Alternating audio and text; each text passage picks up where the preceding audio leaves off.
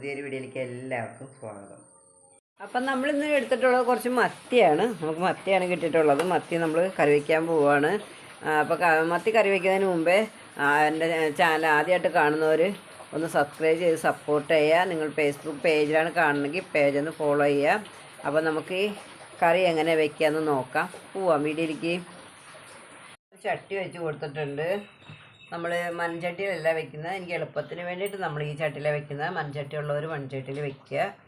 കുറച്ച് വെളിച്ചെണ്ണ ഒഴിച്ച് കൊടുക്കാം.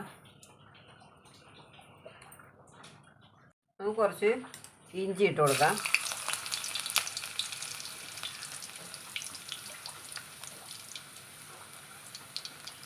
കുറച്ച് കറിവേപ്പില ഇട്ട് കൊടുക്കാം. കുറച്ച് ചെറിയ ഉള്ളി അരിഞ്ഞതാണ് ഇട്ട് കൊടുക്കാം. കുറച്ച് സവോള ഇട്ട് കൊടുക്കാം. ഉള്ളിയൊക്കെ നമ്മൾ കുറവേ ചേർക്കുന്നുള്ളൂ, കുറച്ച് ചേർത്താൽ മതി. കറിയിലേക്ക് നമ്മൾ മല്ലിപ്പൊടി ചേർക്കണില്ല. നമ്മൾ കുറച്ച് പെരിഞ്ജീരകം ഉണ്ടോ, പെരിഞ്ജീരകമാണ് നമ്മൾ പൊടിച്ച് ചതച്ച് ചേർക്കാൻ പോവാണ്. നന്നായിട്ട് പൊടിക്കൊന്നും വേണ്ട, നമുക്കൊന്ന് ചതച്ചെടുക്കാം. നമുക്കിനി പച്ചമുളക് ചേർത്ത് കൊടുക്കാം. നമ്മളൊരു 6 പച്ചമുളക് ഇട്ടിട്ടുണ്ട്. പെരിഞ്ജീരകം ഒന്ന് ഇതുപോലെ ഒന്ന് ചതച്ചെടുത്തിട്ടുണ്ട്. നമുക്ക് ഇട്ട് കൊടുക്കാം. നമുക്ക് മുളക് പൊടി ചേർത്ത് കൊടുക്കാം. നമ്മളൊരു 1.25 സ്പൂണ് മുളക് പൊടി ചേർത്തിട്ടുണ്ട്. ആവശ്യത്തിന് നമ്മൾ മഞ്ഞൾ പൊടി ചേർത്ത് കൊടുക്കാം.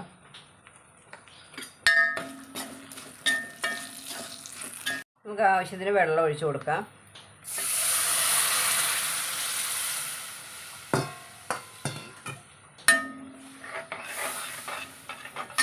നമുക്ക് കുറച്ച് ഉപ്പ് ചേർത്ത് കൊടുക്കാം. നമ്മൾ ഉപ്പുമാങ്ങയാണ് ഇതിൽ ചേർക്കുന്നത്. നമുക്ക് കുറച്ച് ഉപ്പ് ചേർത്ത് കൊടുക്കാം.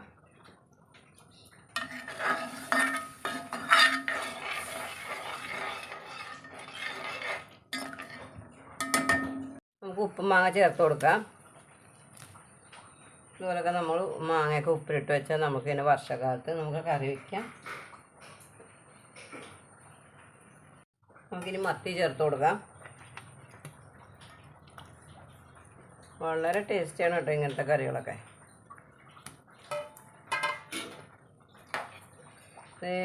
ഞങ്ങളുടെ ഈ ഭാഗത്തൊക്കെ നമ്മൾ ഈ മത്തിക്കറിയിൽ ഇങ്ങനെ പെരിഞ്ജീരകം ചേർക്കാറുണ്ട്. അതുകൊണ്ട് നമ്മൾ ചേർത്തത്.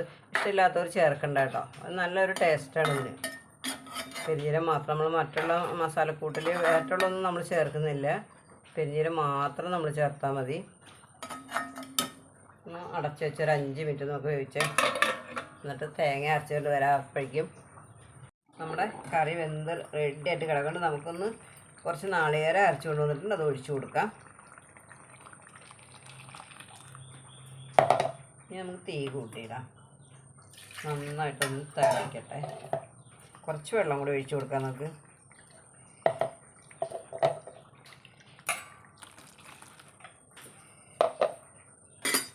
നമുക്ക് കറി വയ്ക്കാൻ അറിയില്ല എന്ന് പറഞ്ഞാൽ ആരും വിഷമിക്കണ്ട കേട്ടോ. എല്ലാവരും ഇതൊക്കെ നോക്കി ഒന്ന് വെച്ച് പഠിക്കും. നല്ല അടിപൊളി കറിയാണ് ഇങ്ങനത്തെ കറികളൊക്കെ.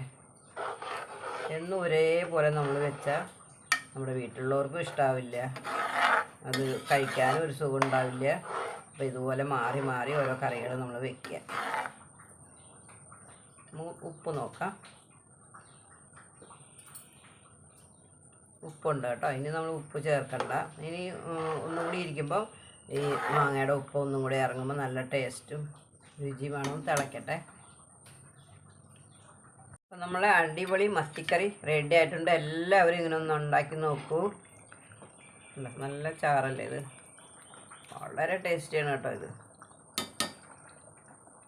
എല്ലാവർക്കും ഇന്നത്തെ വീഡിയോ ഇഷ്ടപ്പെട്ടിട്ടുണ്ടെങ്കിൽ ലൈക്ക് ചെയ്യുക, ഷെയർ ചെയ്യുക, സബ്സ്ക്രൈബ് ചെയ്യാൻ. നിങ്ങൾ ഫേസ്ബുക്കിലാണ് കാണുന്നതെങ്കിൽ ലൈക്കും ഷെയറും ഫോളോയും ചെയ്ത് ഞങ്ങൾ സപ്പോർട്ട് ചെയ്യും. Thank you.